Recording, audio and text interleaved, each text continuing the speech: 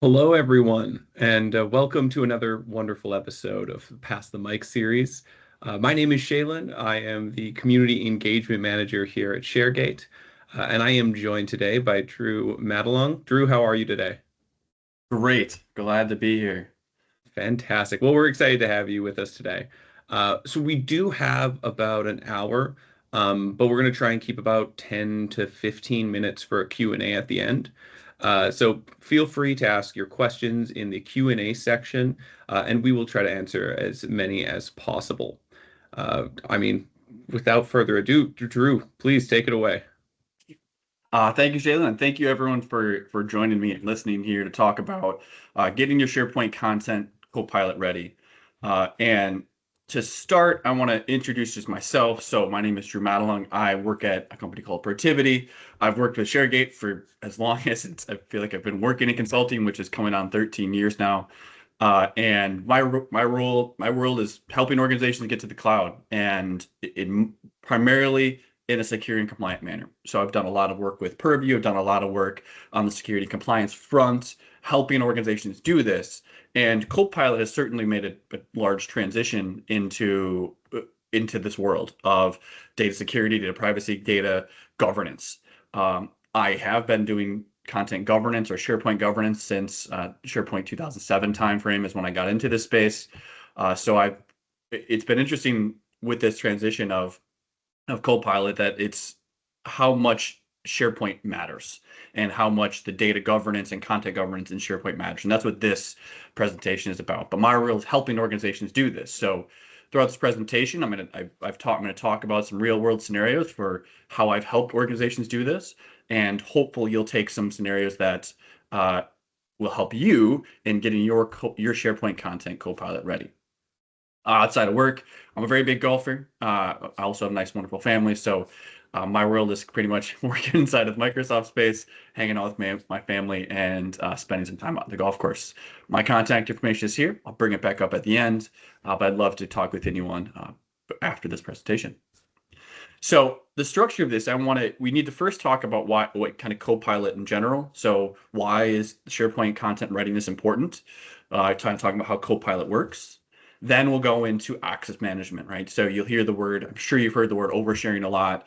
I'm going to talk about some of the upcoming features that are coming out with oversharing from Microsoft, along with some of the experience I've done in actually implementing oversharing practices in organizations. And then beyond oversharing, we're going to talk about sprawl and cleanup, right? So from a content governance perspective, you have this whole life cycle of files. I'm going to talk about how we can clean up that content and give you some ending strategies for success moving forward to not just get your SharePoint content Copilot ready today, but talk about what this looks like after today, right? This is not a set it and forget it scenario. But to set the stage, right, why is this important? And I like starting these conversations. I've done it with my coworker Antonio when we did one of these. It's setting the stage of how important AI in the workplace is going to be. So we're all working with Microsoft products today, so we know who Bill Gates is. And I think this quote is incredibly powerful, which is when he saw this, he said, I knew I had just seen the most important advance in technology since the graphical user interface. Businesses will distinguish themselves by how well they use it. This is not just Microsoft 365 Copilot, it's just generative AI in general. And when we're looking at Copilot from 365 and getting your SharePoint Copilot ready, you have to understand what generative AI value brings to the organization and how the speed and change of the speed and importance of this has been happening, right? So ChatGPT was, if not one of the fastest growing products ever created.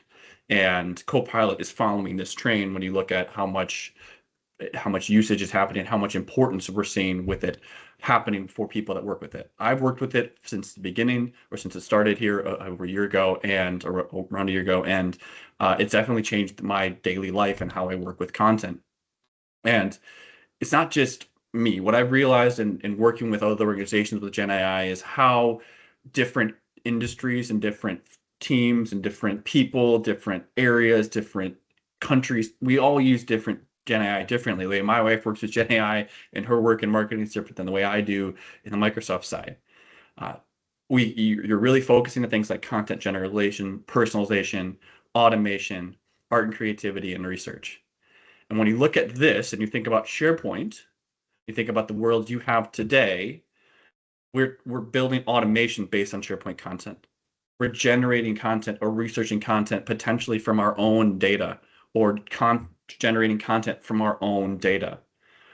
So if you're thinking about that scenario, majority of art and creativity, maybe not for industry based, but these other areas, you're building solutions or building things using Gen AI, all based on SharePoint content, because SharePoint is that content repository inside of your organization if you're in the Microsoft suite. So when you think about how Gen AI is changing the world and changing our work, if it's based on content in Microsoft, in your org, your SharePoint content needs to be Copilot ready. So how does Copilot and the content you have work together, right? Why am I, if I'm saying it's important, what does that actually mean? So to start, when I'm saying the word Copilot throughout this, I don't want to keep saying Copilot for M365, but when I say Copilot, Copilot is a general brand or general suite of solutions inside of Microsoft that provide different AI functionality. Not all of these touch SharePoint, right? So if I'm working in GitHub Copilot, that's obviously not going to be connecting to SharePoint. If I'm working in Copilot in Windows 11, that's not going to be touching it. What we're talking about is Copilot for M365. Right? So I might say Copilot, but when I'm talking in this language, this presentation, Copilot for M365 is how it relates to your M365 content, which sits in a much larger Copilot ecosystem. And understanding that, we'll understand where the barriers of that data access exists. So your Windows Copilot will have different data access than your Copilot for M365 Copilot, right? So they're different data access points. Now, Copilot for M365 is your digital assistant side, right? So this is the Copilot that I have a Gen AI solution, which I can go in, I can pull up a text box out there, or a search box, or a prompt box, I should say. It's no longer searching. And I'm going to create prompts, and I'm going to get responses based on what I'm prompting using that Gen AI behind the scenes. So I can do very quick content reviews. I can do very quick research for content that I already have in my organization. I can summarize and put information together. I can draft information based on other information that I have. I can help coordinate different conversations or review and summarize different conversations. There's so many different prompts, ideas that you can have to this, but and it's built across your M365 suite. So it is built to be your digital assistant, built to be part of what you are doing. And I'm going to keep saying that word you, right? So there's going to be a lot of user context to this. This is me looking for information, or me researching and building information for me, right? That's my assistant here. Now, the way that this works is all built on LLMs. It's built on a large language model that's hosted out there that we are referencing with some of our data within our applications, and then able to extend it. So if I want to extend it to the web or extend it to my own custom Copilots or my own connectors, you can bring those in. But the key one that I piloted in red here is it's looking against your data. So the way that this works, and it's important to understand why this works the way that it does to understand how SharePoint fits in. So if I look up in the top left under different Microsoft 365 apps, that'll be your primary spot where we're prompting. Let's say I'm potentially in Teams up there too. I'm going to type in a prompt and I'm going to say, let me find me, have we done any work with this company? And I put that into the user prompt. That step 2 down here is it's going to access the graph and semantic index for pre-processing. Right? So it's going to ground it. It's going to take this, it's going to look for information from my context and my content, my files, in my tenant. I'm going to ground that information. It's going to take that back to the LLM, return that and ground it again, and send it back for post-processing so we can see it. So where SharePoint matters in this is you're grounding our information in the content you have access to back in SharePoint, which means if I want to say look for X content, or I'm researching X company, it will look for content that I have in my tenant that I have access to. So if you think about those two, if they exist in my tenant, what if we have bad data that I have access to? What if I'm not supposed to have access to that, right? the LLM and Copilot will not care, right? It will take what you know, it will take what you have access to, and it will generate a response based on that. Right? So that's where SharePoint comes into play, is based on that graph, because your SharePoint data is all searched and indexed, available in the graph, and then Copilot for M365 will read it. So what that means is that Copilot has access, because it's using your context. It's not just general sharing, right? It can't get to any file I want. It doesn't run as a service. It runs as me. So if I'm going into Copilot, you'll have access to any files in SharePoint, in my SharePoint tenant, that I have access to via the graph. Okay, so it's not like it's going to go up and scan other M365 tenants, or even if I'm in a multi-tenant environment, or files I have access to externally. It's going to be looking for content in my tenant that I have access to. Okay? And it uses the graph to do that. So if you're ever extending it, that's where graph connectors come into play, right? So if you have granted permission via graph connectors, that's not necessarily based in SharePoint, but that is still, it's based in graph. So that's how Copilot is going to have access to that information. So to show what that looks like, just to make sure we set the stage, I'm going to take you through a couple scenarios here. So I'm going to be on my intranet here called the Shield. This is the intranet that I'm coming into. It's got a lot of information in here. It's got a lot of knowledge. I also have, so if I look at my SharePoint, I have different links in here for, let's say, knowledge management, human resources. So I know my employee handbooks out there, but I don't really know where it is. If I'm in the finance side, I'm also, let's say I'm working with some operational content in here. So let's go look at one of my invoices. You're going to see I have invoices in here from 2023. I have rental agreements in here. Some of the stuff could be fairly private. I have statements of work in here. So I have content, right? And when I do if I go into Copilot, so I'm just going to use the web version of Copilot here. And let's say I just look for, have we done any work with the best company? So when I type that in, this is going to be going first, looking for information for content. So if you read that, documents that I have that are relevant to me.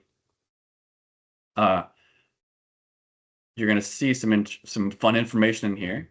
So when I look at this data, it's going to see I have done some work referred to the best company.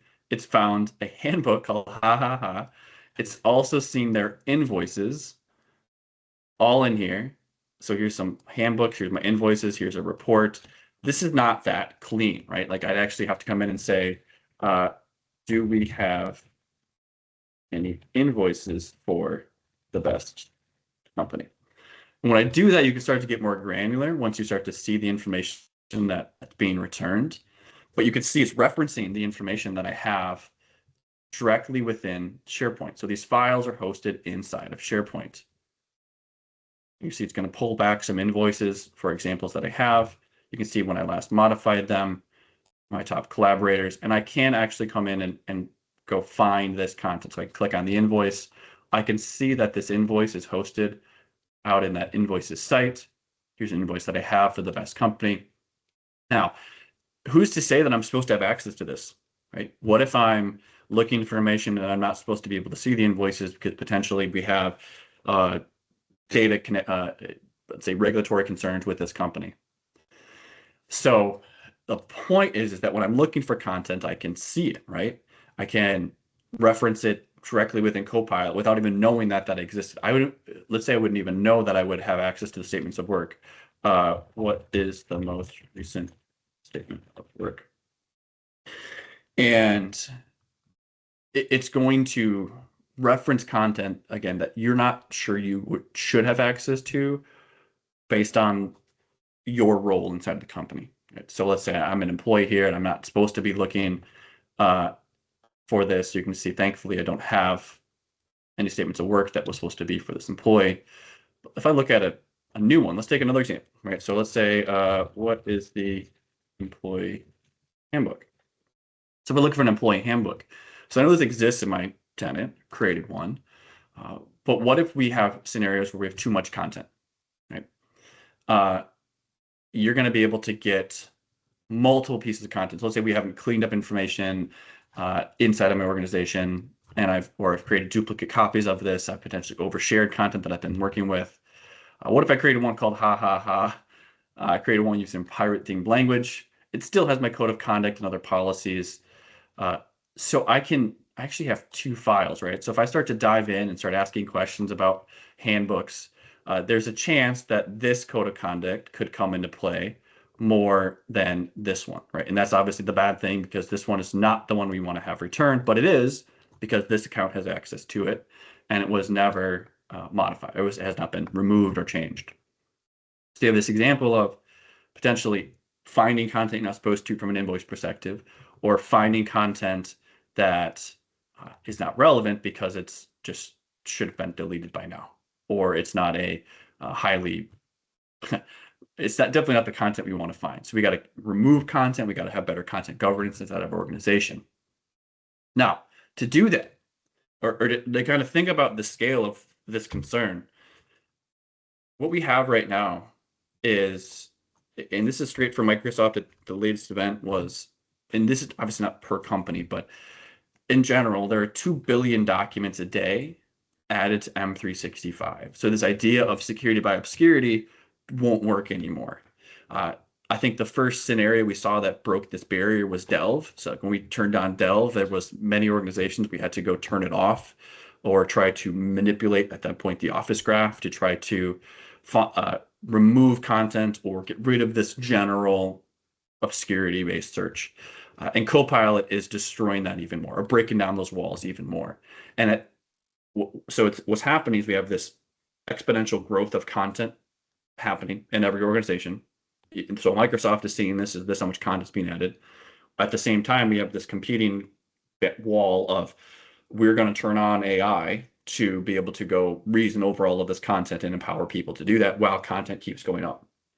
And if you don't stop, you're going to have this exponential growth of content along with a exponential access to that AI from a user-based AI to go get to that. And then what people are going to be doing is looking for information and either maliciously looking for the information or accidentally. I mean, honestly, the first I've looked for some of these scenarios in my organization to see what I saw. It's human nature. So people are going to do it. You have to accept that risk or help work through that content to clean it up. People will be looking for organizational changes, strategic plans, financial reports.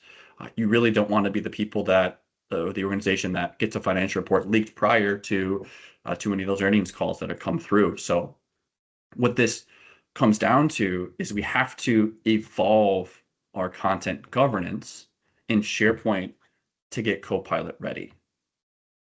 So we need to start working through Sprawl. We need to work through attestation.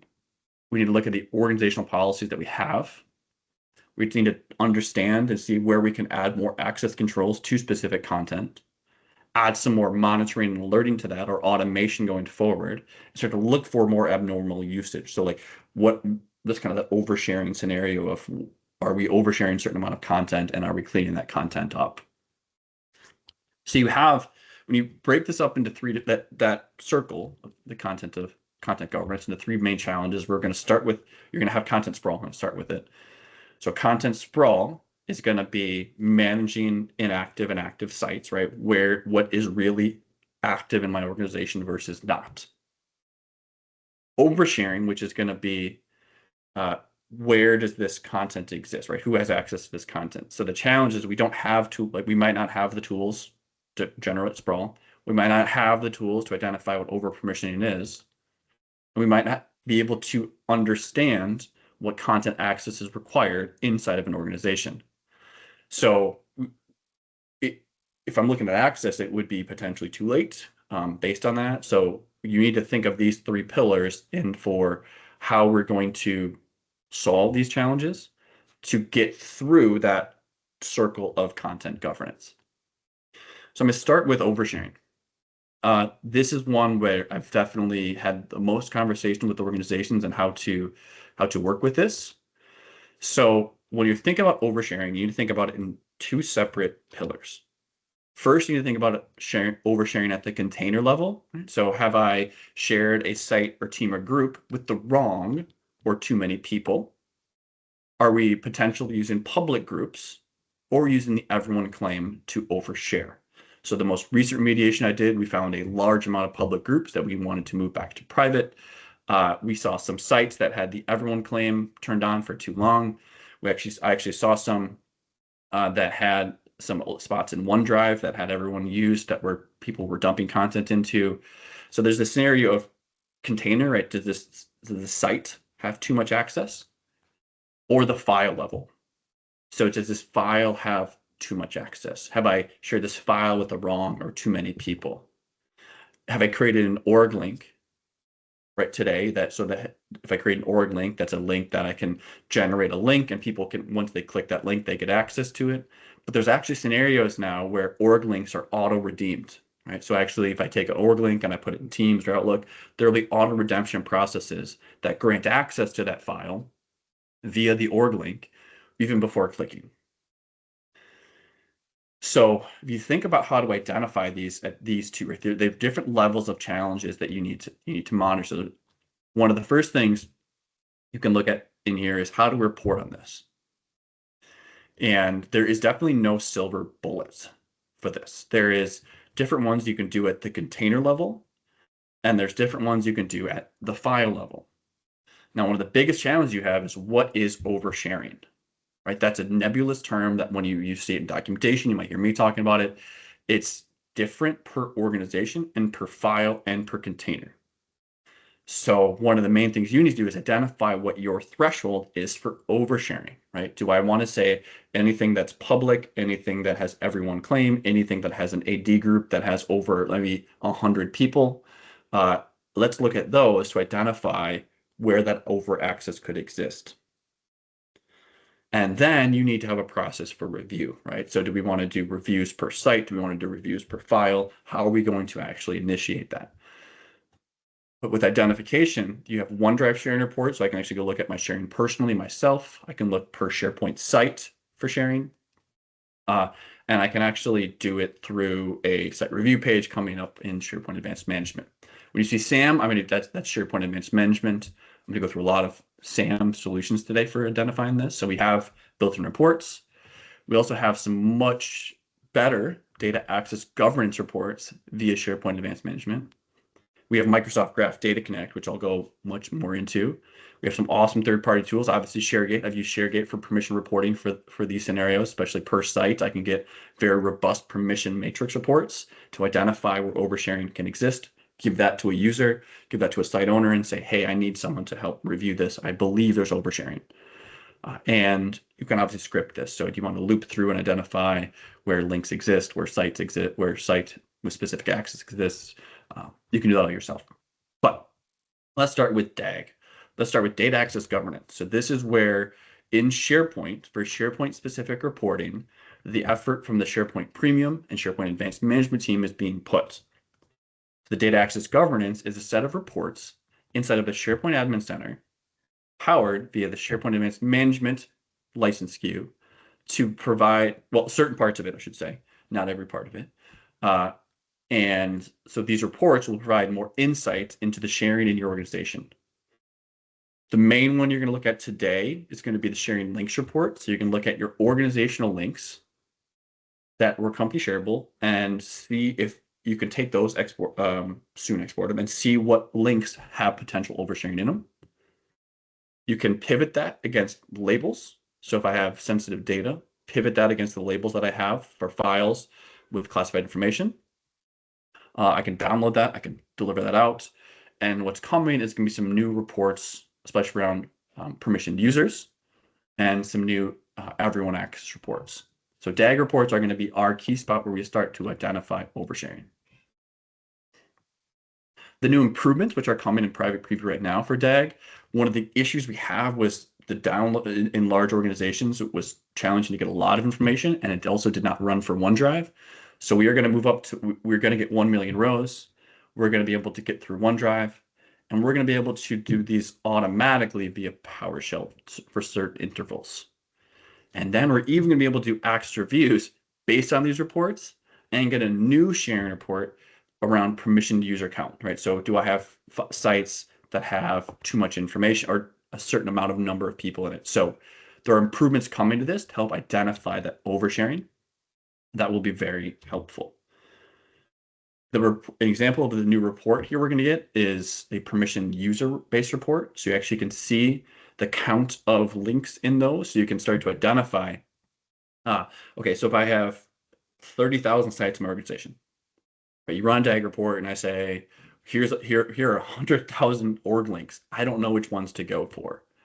Well, a lot of oversharing is about identifying priority ones to get started. So what's coming is going to be a more advanced oversharing report to say how many permission users or anyone links, or most likely I want to look at org links here to identify information from that and say like, okay, my threshold will be 300. If I have more than 300 links, and then I'm going to initiate a site access review. So we're actually going to start to get the ability to trigger site access reviews directly within the DAG reports. So what DAG reports are looking like, if I'm in the SharePoint Admin Center, under the report section over here on the left, you get data access governance. When I click on data access governance, you're going to see we have a sharing links report. And also now I have a new report here called content shared with everyone except external users. So when I go into view reports, you're going to see I have a people in organization links reports. So when I run that, this one ran as a demo, so you won't see it, but this will generate a link of, or a list of sites where the people in your organization links were created. And you'll be able to download that for up to 1 million sites. So if I wanted to generate reports for people in my organizational links, I can do that through DAG, sharing links, and people in my org. The next report, which is out here, is going to be content with everyone except external users. So this is one that I've absolutely seen scenarios where this occurs. Let's take one where in OneDrive, there used to be a shared with everyone folder. If you have tenants been around a long time, that's shared with everyone, you use the everyone except external users claim. This claim has been one of the highest hit values I've seen, and also the lowest hanging fruit to say, should these sites or should these files with everyone except external users have access? So it's really if I think of the highest risk we have, it's very hard to say if there's 10 people that have access, should all 9 have access? It's much easier to say if I have 50 sites that have everyone access, should all 50 have everyone or should only like 5? Right? So it's a fast way, a very good way to cut down that low-hanging fruit to eliminate the exponential risk versus like the 9 to 10 user risk. Now, what's awesome in this report, you can actually generate for specific site types, right? So sometimes you might not want to do comm sites, let's say, because you know they're on your intranet, or really only want to practice team sites. Let's say I'm in team sites. You can look at privacy, right? So public by default is going to have a lot potentially everyone access. So if you're looking at public, you're going to have to decide, are those reviews we want to do, or potentially run a private and then run a public by itself. So run public. We can look at labels, right? So maybe if I don't want to look at public and I only want to look at business use, it's a way I can start to come in and filter down this report to get data that's important to me to identify where this exists. And the last one I can do files, folders, or sites. So when you're doing oversharing, you're going to want to run multiple versions of this report to look at files, then look at one for site membership, potentially run one based on different sensitivity, potentially run one by a different template. So take this information, you'll be able to take this information and identify where that everyone claim exists to really start to clean up or provide the initial run through of your tenant to say, is my SharePoint environment ready? Where is my potentially lowest hanging fruit? So that works well, right? It works very well. But it does not give you everything, right? So there are scenarios where I want to see more. I want to see how much stuff exists out in this world. So there is a separate solution called Microsoft Graph Data Connect. So if you're especially being a very large tenant, DAG reports can take a long time to run, and it can be hard to sift through all that content. And you might want to get very detailed about where is my current state today. So the Microsoft Graph Data Connect solution actually is based on Azure, or you can host it back in Azure infrastructure, where we take data sets at a point in time of your SharePoint architecture. So we can actually export all the permissions of your entire SharePoint tenant from file and site and generate oversharing reports based on that data. So there's a consumption cost with it, but it is a full tenant extract that you get that we can then build our own reporting on. And it does include, we can use the oversharing template that Microsoft does provide. So this is if I think of DAG as a great like starting point, and you could probably do you could potentially do all with DAG. MGDC gives you everything. It's a large amount of data. It takes some cost planning, but when I've worked with organizations, especially larger ones, this has been the area we've gone down into to start to try to identify what oversharing is. When you're thinking about oversharing, I think the next pivot you want to go against is what's sensitive. So let's take that scenario of 30,000 SharePoint sites. I've ran a DAG report. I've looked where everyone exit. I've looked at the org links I have. I have 100,000 org links. That's a lot. I've ran the Everin report. I have 500 sites with that. Cool. I've taken those out. I now have a kind of a 2 of the 3 pyramids that I want to have, or 2 of the 3 items I want to have to come up with what's important. The next one I think in this pyramid is going to be finding sensitive data. So if I have 30,000 SharePoint sites, 500 sites with external, and 100,000 org links, I want to take that and say that's too much. I want to condense that down to say what is sensitive in my organization in SharePoint.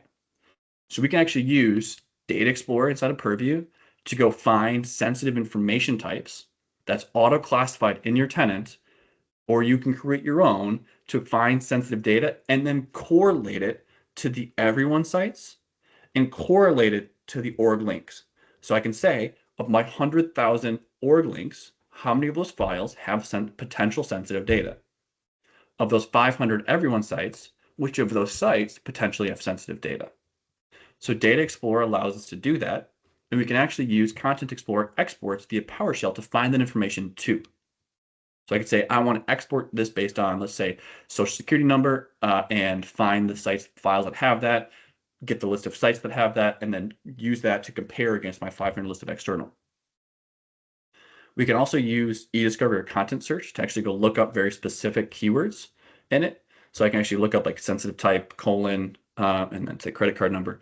And I can actually go look at elements very specifically. So if you want to find on specific sites, you can actually start to use content search or use content search to go be very targeted. But you want to try to find ways to find that sensitive data in your org to correlate it to that oversharing, because one of the big gaps if you oversharing is just too much content. We find too much stuff. So with this, let's say I found all 3. I have now data. I now have identified DAG reports. I've ran MVDC. We have so much data. I don't know what I'm going to do with it. There are certain tech things you can do, but it still comes back down to the user. So where I've seen success so far is actually helping organizations build remediation campaigns. So you need to find what your oversharing threshold is. Is it 300 sites? Is it going to be those 500 sites specifically? Is it going to be only org links? Is it going to be only org links with edit, let's say? I want to define what that is in your org. You might have certain risk exceptions for certain sites and certain ones for not, right? Certain teams might have others, certain ones might not. So you define your threshold because that will be important to determine what my remediation plan will be. We are doing a lot of risk acceptance. So like if I see some sites that have 50,000 org links on one site, I might go through a process to risk accept that site by itself, right? Say someone needs to sign off that site does not contain sensitive data. If it does, we've accepted that going forward. So there will be some thresholds that you need with your threshold that you have to deal with. There will be site and file owners that will definitely be a challenge. There are ways using things like ShareGate and some tools are coming up to talk about for finding site owners, but those will need to be part of it, right? Who are we going to communicate to make a decision and sign off on this?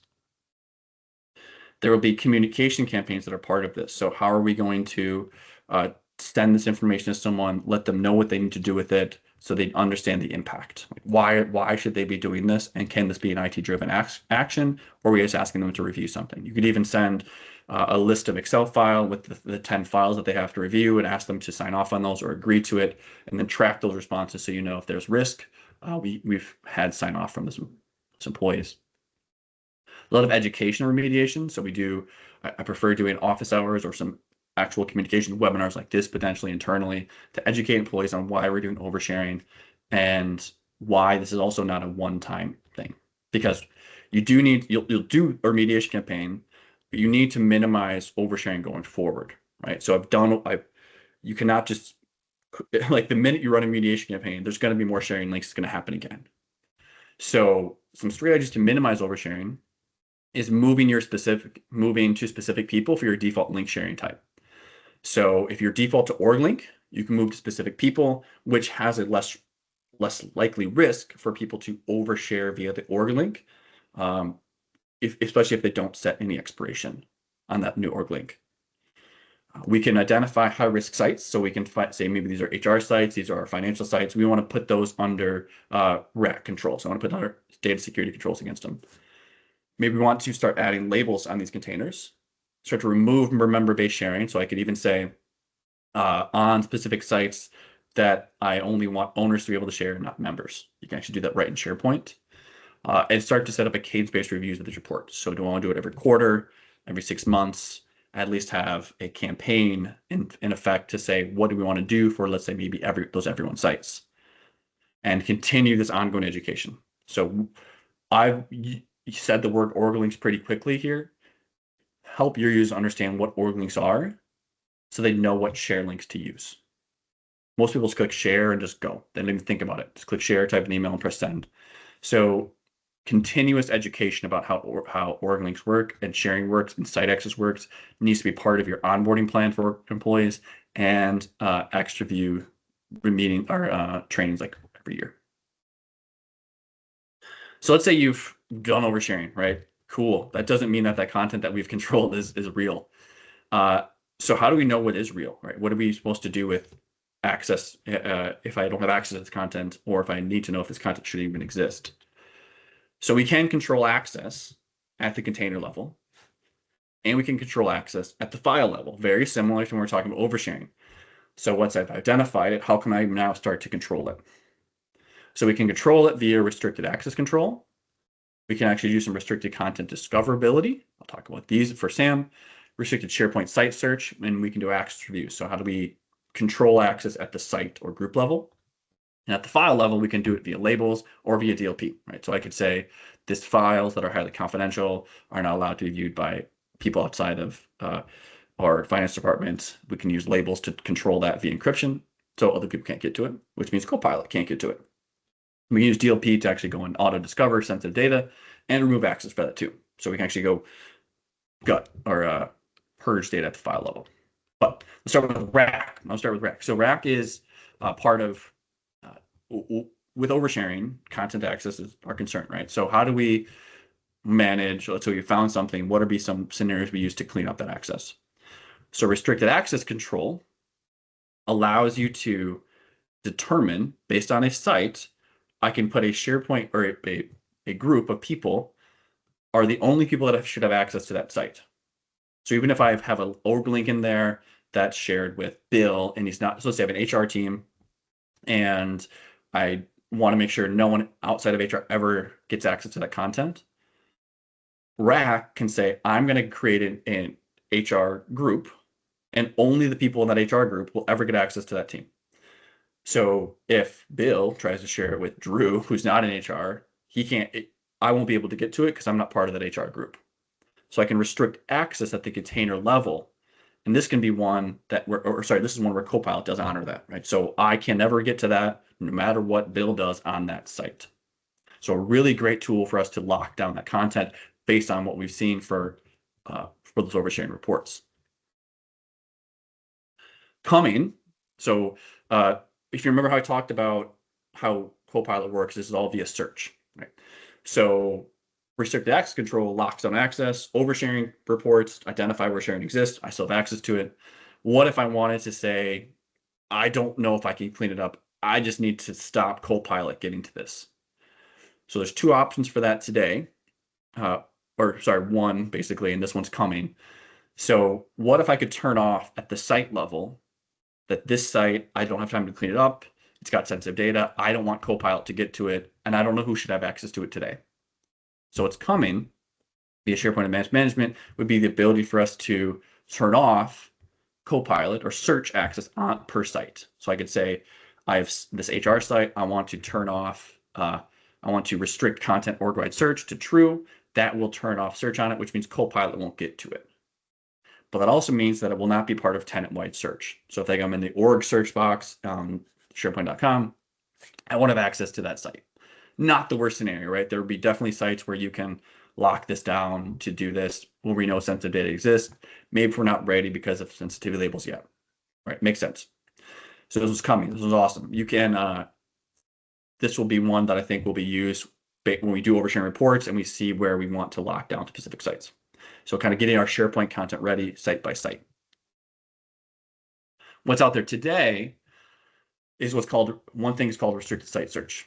So if you flip what I was talking about on its head, which is I want to go per site, and it's an inclusion list. These are the sites that I want to lock down. The other scenario you have, which is restricted site search, is a allow list for what can get searched and everything else doesn't get searched. So if instead of just denying one site, and so I have 50,000 sites, I'm going to deny one site. Restricted site search says, of the 50,000 sites, I'm going to pick 100 sites that can be searched. And in turn, Copilot enabled. So this one I don't recommend this approach. This would be a scenario where if you really, really, really need to do something like right now, where you're not fully in SharePoint Online yet, and you only have a few hundred sites, and these are like my core sites we want to work with, we want to do cleanup later, then you might have a scenario for this, but it will turn off org search for all the other sites, right? So if I have 50,000 sites, I put 100 sites in here, the other 49,900 sites are not going to be an org-wide search. So scale-based scenario, but this is the kind of inverse of a way to lock down everything except specific sites for SharePoint. The next thing we can do to lock down or potentially identify stuff at a container level is through sensitivity labels. So you can do labels at the file and container label. So at the container label, so let's say if I create a team and I mark the team highly sensitive, by default, there's nothing that Copilot does that says just because the team is highly confidential and I'm on that team, Copilot won't change the response based on that at the container level. Right? I still have access to that content. That's fine. I should be more determined. Like we can use labels in the container to say, should I have access to that site? Not like Copilot, like change reasoning over it. Where Copilot and sensitivity labels react is at the file level. So if I'm taking my content and I'm labeling my content, if I'm encrypting my content internally, those encryptions or those protections will stay with the file. So Copilot will utilize protection. So if I have a file that's confidential or highly confidential internal for HR, and I'm not in HR, I won't have access to it if the encryption is set up. When I'm creating content using Copilot, it will inherit that label. So if I'm working with sensitive data, it will continue to inherit that label going forward. And I will see those labels inside of the content, inside of the response that I'm working with. So for SharePoint readiness, where labels really fit in if I want to protect my content is only at the encryption side. And then for visibility, it will show from inheritance and will be viewable in the data that's out there. So you do get a little bit of both, but primarily it's done at the protection level. So Sprawl.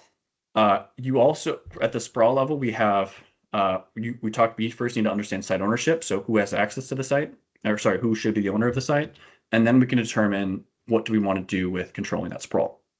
So at the site ownership level, we have different ownership management policies. Right now, we have an ownership group policy in Entra.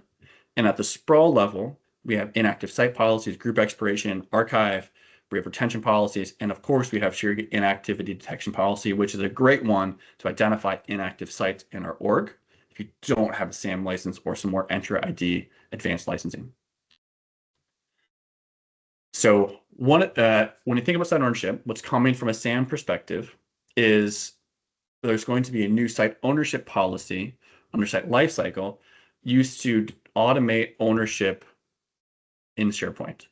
So we're going to automate what's coming will be the ability to automate tasks to identify members and current owners, but we'll actually automate the contacting of them and report on them for it.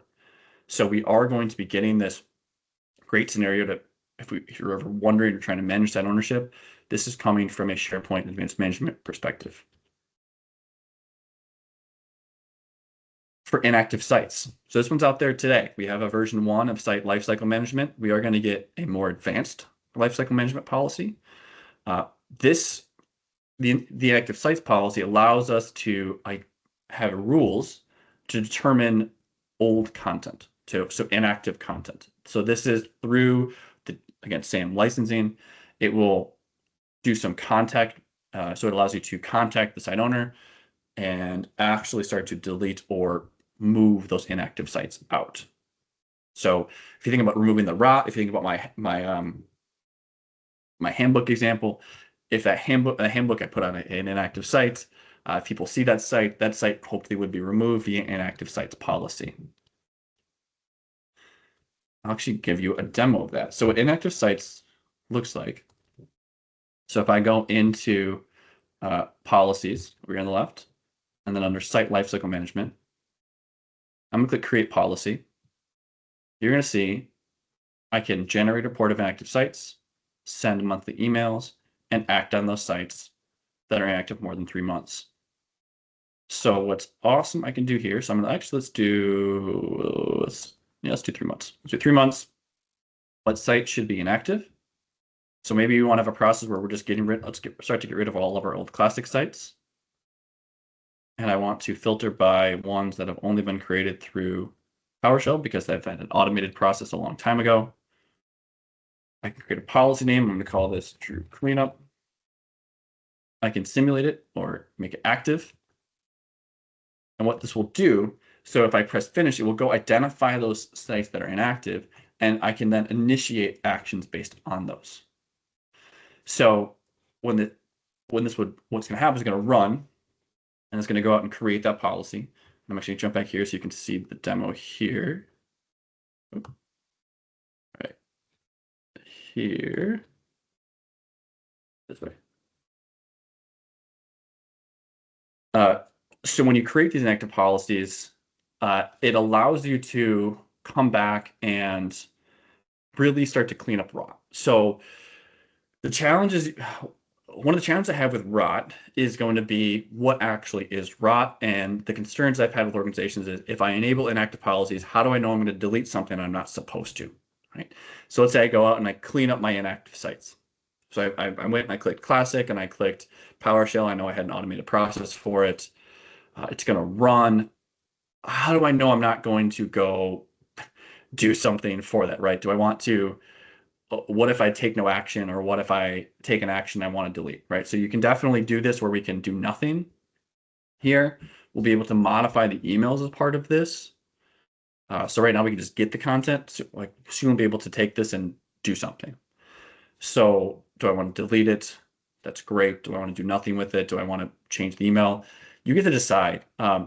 This is where something like ShareGate can definitely come into play, where you can get a lot of information from the ShareGate inactive site policies for this, and do something with it, right? Do I want to have my own process for backup, my own process for archive? So if I do this, you'll see in this box, you can do read only, you can archive. So with archive, when I archive something, archive is based on the M365 archive, which is a better storage price for us to keep content inside of M365 while not having to keep that SharePoint storage available, or sorry, SharePoint storage used at a higher cost price. And it also makes it not visible to Copilot. So if you're concerned about, I run an inactive policy and I say I have 50,000 sites, or I have 10,000 of my 50,000 are inactive, but I really don't want to delete all those yet, we could archive those, which will remove access for the users. And then as users get to it, we could have a process to restore those if necessary, to ensure we get them out of Copilot, right? Get them out of search, get them out of our user-based search, and still have available for purview search. Going forward, we want to move into retention labels. So When we think about the concern of I have inactive sites, I want to keep those files around. What do we do? Retention labels, so per view retention, will give us the ability to find content that needs to be retained. So let's say we run an active site policy. We see sites that potentially have records. How do we can add retention labels or retention policies on those sites to ensure that those records are kept. And then the inactive policy will hit them, but the retention policy always wins, right? So we could archive it. That could be a scenario where we archive it, retention keeps it around. We just ensure they're not deleted. So how do we minimize the sprawl going forward? What do we do? So we want to establish policies to maintain site ownership and minimize ownerless groups. So I didn't demo it, but there is an Entra ID policy for ownerless groups that you can enable. You can go out there to identify those. So those will be your modern teams, or use a different tool set or your own tools to go look at like classic sites or non-group X sites to identify site ownership. There are a lot of tools out there today that do this. You need this going forward, or else you're beholden to not knowing who actually owns this data. You'll then set up your inactive site policies to remove that content, and you're going to run rock cleanup within your data in M365. And I definitely recommend doing rock cleanup prior to migrating into SharePoint. So if you're using the ShareGate to migrate up, you can look at doing content cleanup there, or migrate into a spot in 365 that's not so we can migrate to, let's say, a restricted site area. So let's say we migrate to a staging area in SharePoint Online, do rock cleanup there, and then move over into an active site in SharePoint.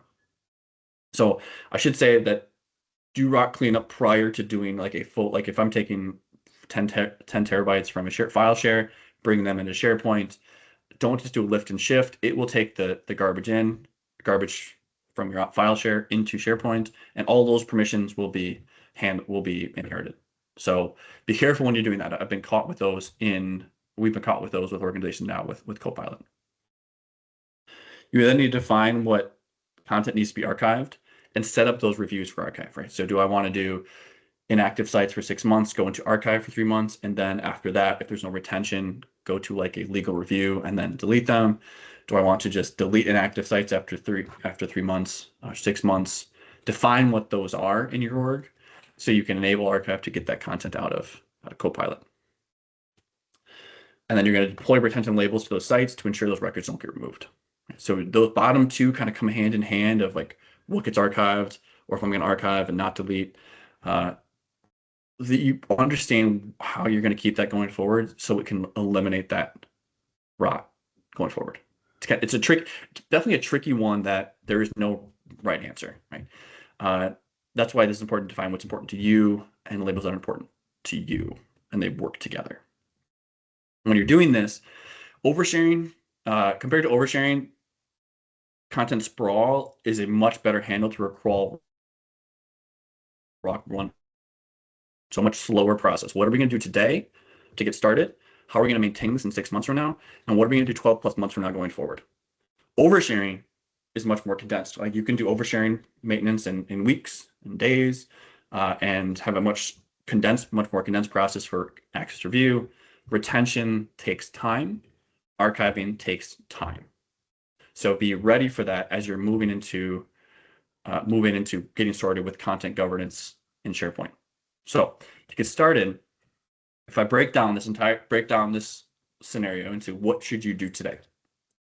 So first, decide what content in your SharePoint environment is the riskiest. What is your crown jewels from a sensitive data perspective? You're going to decide what oversharing means to you in the organization. Is it too many? Is it going to be org links? Is it going to be access to the containers for the content that's risky? What is important to you? You're going to run your reports. We're going to run DAG, we're going to run MVDC, we're going to run ShareGate reports. We're going to get as much data as we can to identify access based on those criteria that we've defined. And then we're going to set realistic goals. Too many times with this, I've had organizations say, I want to turn on Copilot tomorrow. Please run an oversharing report and we can turn it on next week. And I say, that's not possible, depending on your size. Oversharing will take time. Unless you agree to that risk, realistic goals will be, it will take time for people to remediate.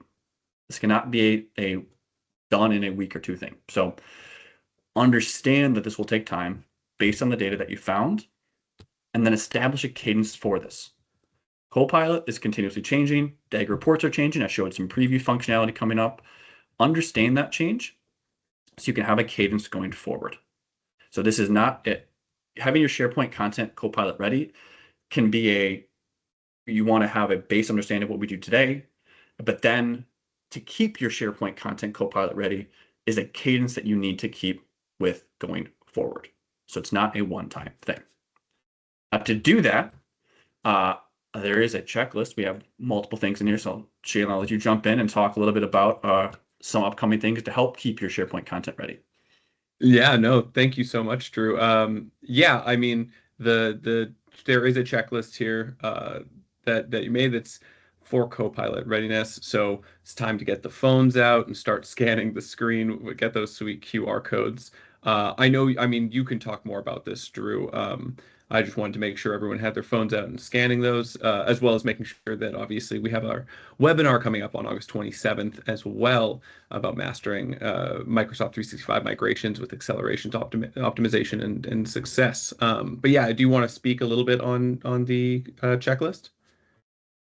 Yeah, so what from a checklist perspective, there are, I tried to break it down into the things I talked about today and and there are links in there that would say, what are if I have I broke it down to 5 kind of bullets at the end here, but I expanded on that much more to say for content sprawl, these are the 10 things we want to do. For oversharing, here's the 10 things we want to do. Here's the links to those information to get you started.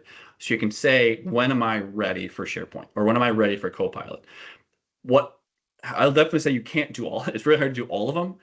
In your org, it's going to say, based on this checklist, which ones do we believe are most important to our organization, and which ones do we come back to in the future? Right. So in my most recent conversation with an organization, we said we're going live with Copilot. We're going to do some training and prep for people. We're actually have people sign off on like a terms of use before we do that, and then go forward with it. And we're bringing our checklist in a little bit later. So this is not you have to do it.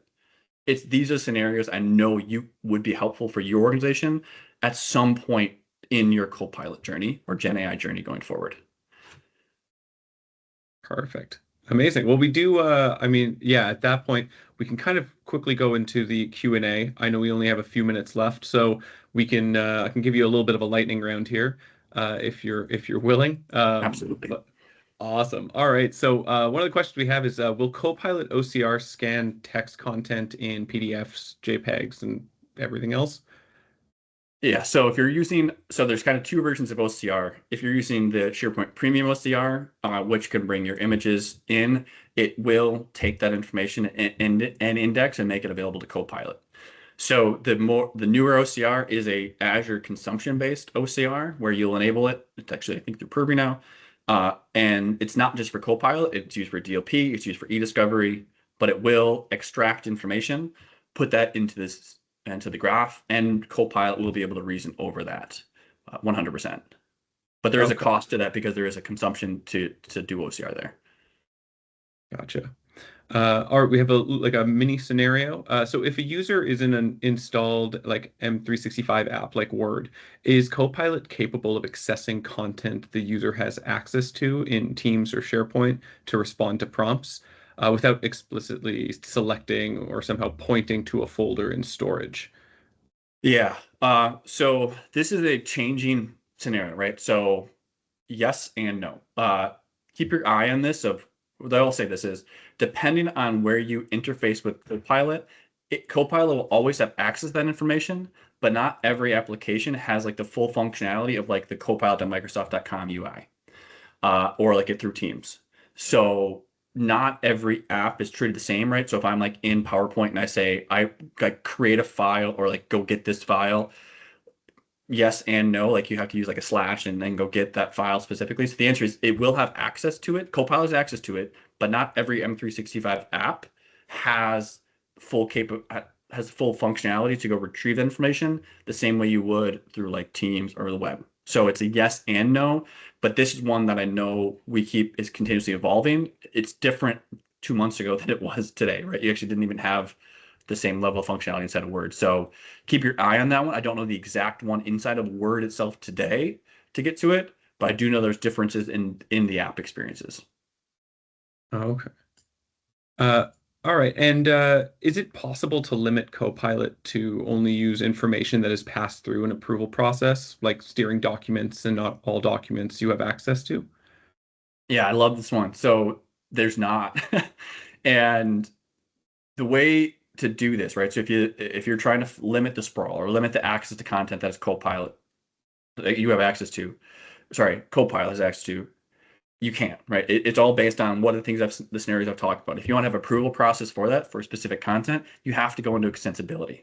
That's where Copilot Studio comes into play to say like I only want my internet or approved records to come in to show here.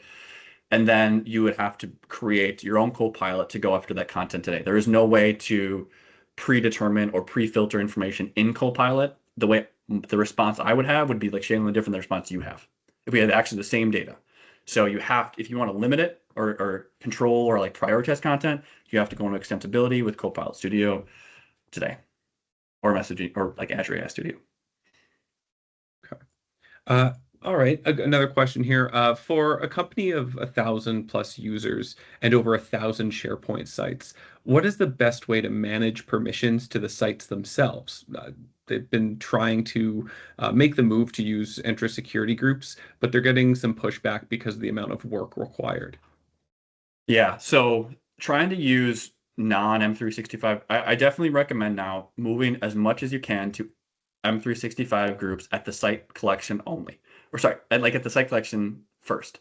That obviously won't be the only way to do it because inheritance is broken instantly once you grant access to a file via sharing. Trying to do like security groups that are non M365 groups is very cumbersome using whatever tool, Entra, any other IDM tool, to manage it. I think if you're doing that, the way I've done that is I start group first. So M365 group first is by default. If I need to have a more secure spot, like a secure team or highly secure SharePoint site, you come up with a governance tier of what sites require that, right? So if I'm using labels, let's say I have general, confidential, highly confidential, I would say anything that's highly confidential, that's what follows that security group model.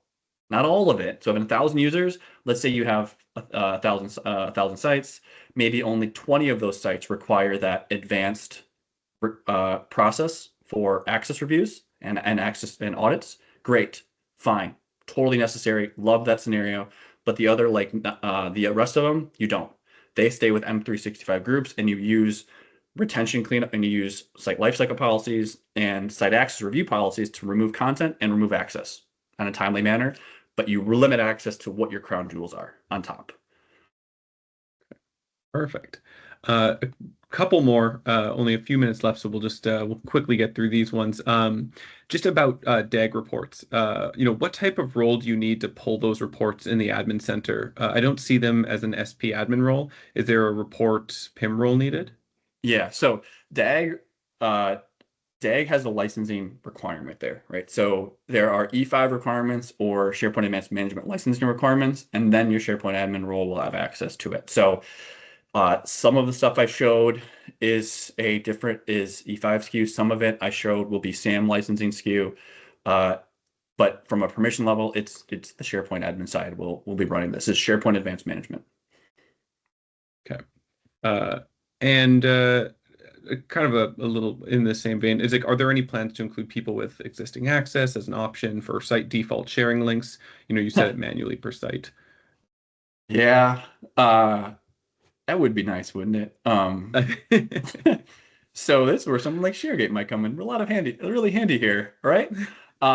So you can do it through PowerShell, right? I think that's one. Keep coming to events like this. Keep telling people like myself. Keep telling Microsoft in your conversations. Look at tools like ShareGate for that. Not right now.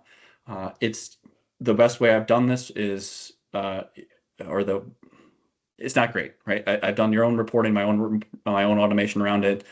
I do label for external sharing, but internal people only links, internal people in the org links. Do it yourself right now. Yeah, yeah, absolutely. Okay, well, I think we've gone a little bit past time, so I think we should probably end there.